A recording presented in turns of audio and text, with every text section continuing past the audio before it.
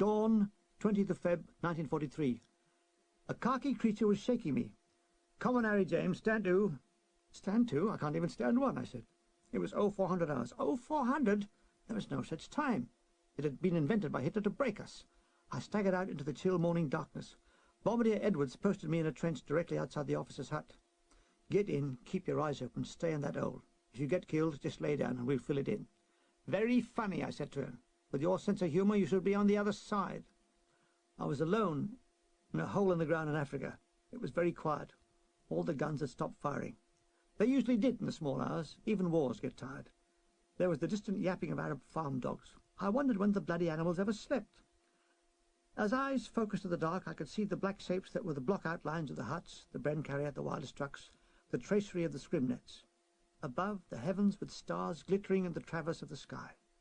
The officer's hut door opened. I saw the outline of Major Chetijak, followed by Goldsmith. Seeing the top half of a human in a hole, he said, "My God, who's that?" "Gunner Milligan, sir." "What's the matter? I thought you were taller, Milligan." "I'm in a hole, sir." I heard Chetijak chuckle. He said something to Goldsmith, and they both returned convulsed with suppressed laughter. Swines. I was again alone in a hole in Africa. At this moment, among the warring nations, there were literally hundreds of thousands of little men, all standing in holes, in France, Germany, Poland, Russia. What a lot of bloody fools we must look. The door of the officer's hut opened again. The mountainous figure of Chetijak's batman, Woods, loomed towards me. He handed me a cup of tea. With the boss's compliments," he said. I sipped the tea.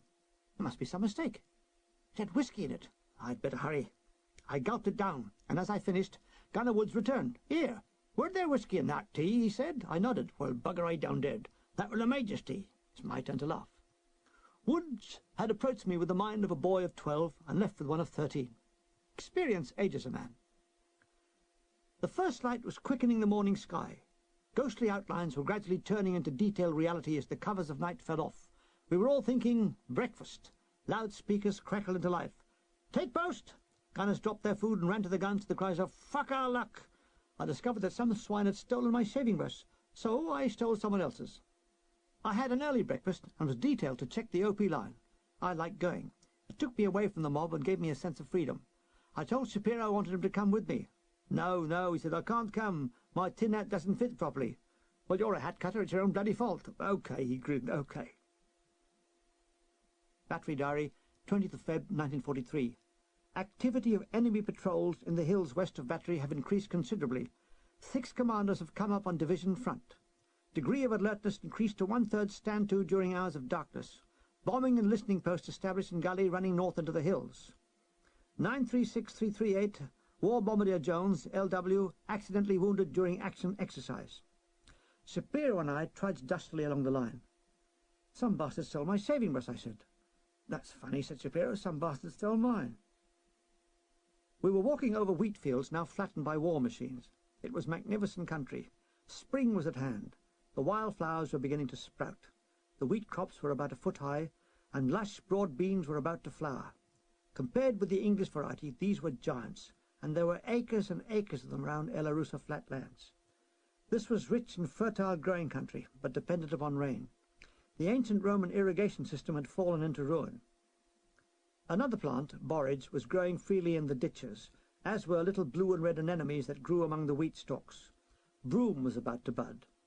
Looking back towards the guns, we were in a broad, flat valley with high hills and mountains to our right, some craggy and precipitous, some smooth and rolling like the South Downs. Among the flat rock faces, lizards, chameleons, and an occasional gecko would be found taking the warmth of the rocks. A few white cabbage butterflies had appeared along with several orange tips. In the evenings, swifts appeared, from where I'll never know. The African sky was like most other skies, save it had the quality of brilliant light. One felt oneself urged to paint. As we trudged forward, I wrote on various stones little messages for those who might be following in our footsteps.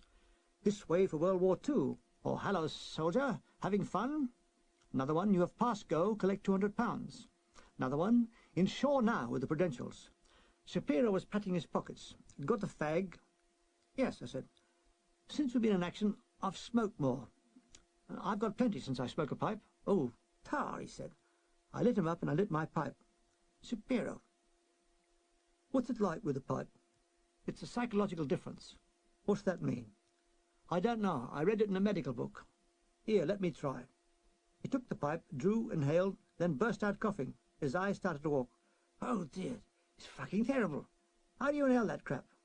You don't. Now he tells me. I'll stick the fags. Yes, stick to yours. Shapiro. Tell you what.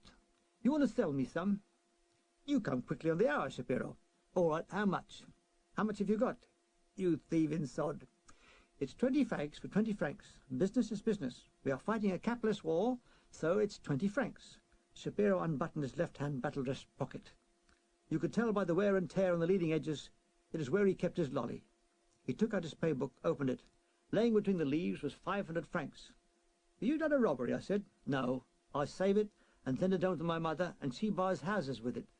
He counted me out 2 tens. You're a bloody robber, he said, smiling. I could but think of the added burden he had, being Jewish. The Germans took him prisoner. Oh dear. The line tested we made for the Bren carrier at the bottom of the hill. Anybody in? I called. Bombardier Sherwood appeared from under the scrim net. Ah, you're just in time for tea. Bombardier Hart was in the very act of pouring it. He looked up. Cohen and Kelly, you didn't have time it right. We persecuted minorities have to use our nut, I said. I untie my mug from my waist. Whee! Crash! An 88mm. Then another, and another, and another. Then lots of others. In all about 20 rounds. We hugged the side of the Bren carrier. The smell of cordite drifted across. Fragments of metal scattered around us. It stopped as suddenly as it started. I think Jerry can see the bloody lot of us all the time, I said. Whenever I come up here, he throws a few over.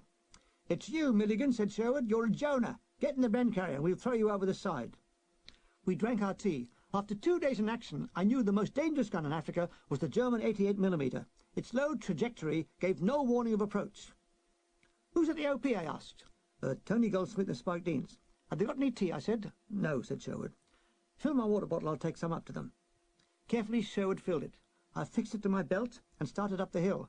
I took no chances and kept to the right. As I neared the crest, I lay down and crawled. Where are you, 19 battery, I cooed. This way, said Spike Deans. We're the good-looking ones. They guided me by talking me down. The view from the OP was magnificent. Below lay the vast Gubalat plain. To our right, about 5 miles on, were 2 magnificent adjoining rocky peaks that rose sheer 500 feet above the plain, Gara el Kibira and Gara el Hamada, christened Queen Sheba's tits by the soldiers. At the foot lay El Kuzir, a great salt lagoon 2 to 3 miles in circumference. Around the main lagoon were dotted smaller lagoons, and around the fringe what appeared to be pink scum. In fact, it was hundreds of flamingos. This vision, the name of Sheba, the sun, the crystal white and silver shimmer of the salt lagoon, made boyhood reading of Rider Haggard come alive. It was a sight I could never forget. So engraved was it that I was able to dash it down straight onto the typewriter after a gap of 30 years. Further right of the lagoon were marshes, at the edge of which were burnt-out Panzer Mark III tanks. That shows what a careless cigarette can do, said Lieutenant Goldsmith. Tea finished, I started to crawl back. Thank Mother for the rabbit, Milligan, said Goldsmith. Back at the carrier, they were playing pontoon. I arrived as Sherwood had lost his Bren carrier on a 5-card trick. You want to play, said Hart. OK, he's got 20 francs, Shapiro was quick to say. The game reached an alarming level. I'd bet my own mother and 3 francs on 2 picture cards. I made 30 francs on the day, and on paper I still own Sherwood's fruit shop back in Reading. That's me finished, said Sherwood. Who's got a fag? Shapiro, I said. Whoosh, bang. 88. See, I said, they know you're Jewish. 10 more rounds followed. Boom, bang, boom, bang, boom. I'm not that bloody Jewish, said Shapiro, face downwards. Next, a round of marker smoke. It was a guide for a bombing raid. 12 Stukas roared down. The noise of their engines was incredible, like howling wolves. Above them, circling, were ME-109s. The Stukas dropped their eggs on the London ice. The noise was frightening. The earth shook as bombs exploded, and the sky shook as the Bofors hammered away. Patum, patum, patum, patum.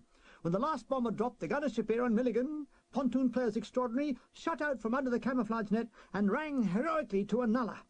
We sat gasping, looked at each other, and burst out laughing. We didn't say goodbye to them, I said. We bent over the stream and splashed water over our faces. Some of the London Irish had copped it. We saw 3 stretchers loaded onto a Bren carrier and driven away.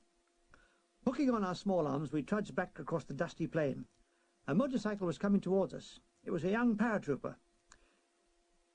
You know where the London Irish are? He asked. Yes, so do the bloody Luftwaffe, I pointed. They're spread out along the rear slope of that hill. Tar, he said. What mob are you? Gunners. And you paras? Yes. You were in the first lot out here, weren't you? Yes. What a scramble. They dropped us on bone, and the bloody Arabs were waiting to buy our chutes as we landed. We had to fight them to make them let go. He laughed, revved the engine, and roared away. He might have been a German spy, said Shapiro, who'd remained strangely silent during the conversation. Don't be bloody daft, chap. He was too scruffy to be a Kraut. He asked questions, didn't he? You told him what mob we were? I didn't. All I said was we were gunners, not the name of the regiment. Oh. You can take your finger off the trigger now. I was just playing safe. He could have been a German. OK, it was a German. But I never let on you were Jewish.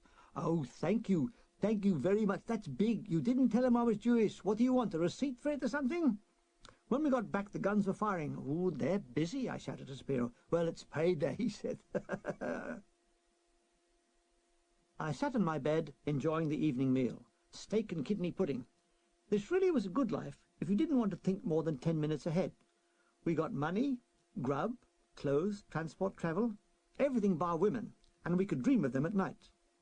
Some just thought of one woman. I thought of as many as I could. I don't suppose they knew, but I'd had Deanna Durbin and Joan Blondell every night until the fall of Tunis. If I had a good dinner, I used to include Mae West. Other lads were smoking, fiddling with kit, sewing buttons, chatting, or talking to the wall. I closed my eyes. It was time I had some letters. I wonder what Lily was doing. I knew what Louise would be doing. Ah! Louise was the girl with the big boobs and the buttocks that had serviced me twice a week. Ah! Someone was shaking me. It was me! No, someone else was shaking me. It was him! The sentry comes up. Stand to, everybody! 4 o'clock already? Somewhere, someone was removing the hours between sunset and sunrise. That, they were bringing 4 in the morning forward to 8 at night. It was chilly, silent. Again, I stood in the hole in the ground in Africa. Let me see. First, I'd face east for a few minutes. Then I'd face northeast. Then southwest and due west. Next, I sat on the edge of the hole and faced north. I then stood and revolved slowly round in a complete 360-degree circle. That is, I covered every known compass point in the world, and all from a hole in the ground. Brilliant! I thought of a bar of soap. I unclipped the magazine of my Tommy gun. I said hello to it. I clipped it back on again. I felt in my trouser pockets. I removed the contents. A broken comb, a pencil stub. I said goodbye to them. I drew Ravel's Haunted Ballroom in the air. Next I pulled the pockets inside out and shook the dust out. I whistled Van Gogh's Sunflower. I drew an imaginary line on my teeth. Now what?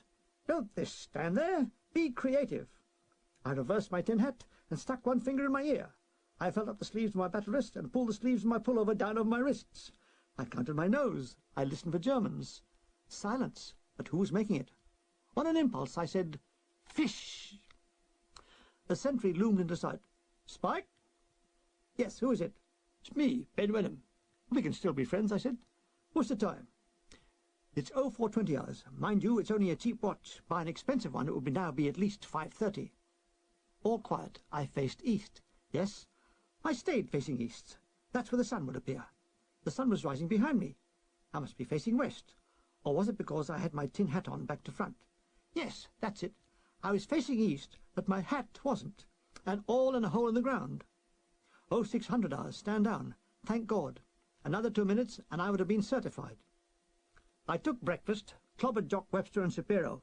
Sergeant Dawson says we are to go to the OP because we are not Protestants, I said. Oh, my life, said Shapiro.